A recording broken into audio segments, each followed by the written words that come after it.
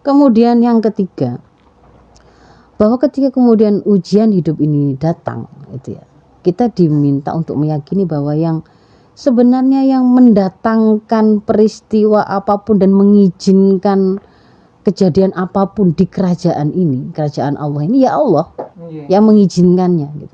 Sehingga ketika ada ujian itu tiba dalam bentuk apapun itu, ya, kok saya jadi yatim ketika masih kecil, kenapa kok kemudian orang tua saya, tahunya misalnya anak itu kan ya orang tuanya kok bercerai ketika sejak kecil, misalkan seperti itu. Atau kemudian anaknya dilahirkan dalam keadaan tidak sempurna. Ujian kan tadi itu bisa macam-macam. Nah, maka pahami bahwa berbagai macam bentuk ujian tadi itu ketika memang sudah terjadi dan itu di luar bagian dari ikhtiarinya manusia. Kalau memang itu bukan bagian dari ranah yang manusia yang mengusahakan, gitu ya.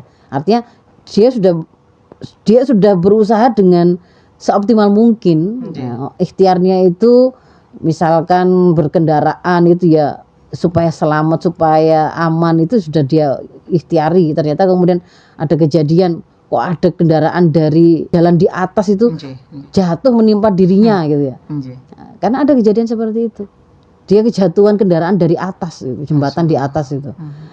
Nah, misalkan seperti itu, ini kan contoh di antara itu adalah qadha. Maka kalau kemudian ini adalah ujian yang itu di luar ranah ikhtiarnya manusia, pahami, yakini itu berasal dari Allah. Itu berasal dari Allah dan tidak perlu mencari-cari gara-gara sopo. Nggak perlu seperti itu. Nggak perlu seperti itu. Kenapa kok anak saya kok lahir nggak ada anusnya? Ini gara-gara bapaknya kemarin waktu hamil itu nyumpel lubang tikus misalkan. Salah kalau punya keyakinan begitu. Ya Allah. Ya. Kenapa kok kemudian sampai suami saya ini mati gara-gara tetangga nggak mau meminjamkan mobilnya untuk bawa ke rumah sakit misalkan, atau karena misalnya begitu, tidak perlu nyari begitu, karena itu nanti bukannya malah kita itu bisa menyelesaikan, tetapi berandai-andai itu, andai saja kakak saya ngutangi, andai saja tetangga saya meminjami, andai saja gitu, pasti nggak mati misalkan. Nah, ketika ada andai-andai begitu, maka kita justru malah menjadi celah masuknya setan untuk membuat kita memiliki sebuah keyakinan yang salah, tindakan yang salah gitu. Jadi ilmu tentang ujian yang ketiga tadi adalah itu tadi, bahwa kita memahami itu berasal dari Allah.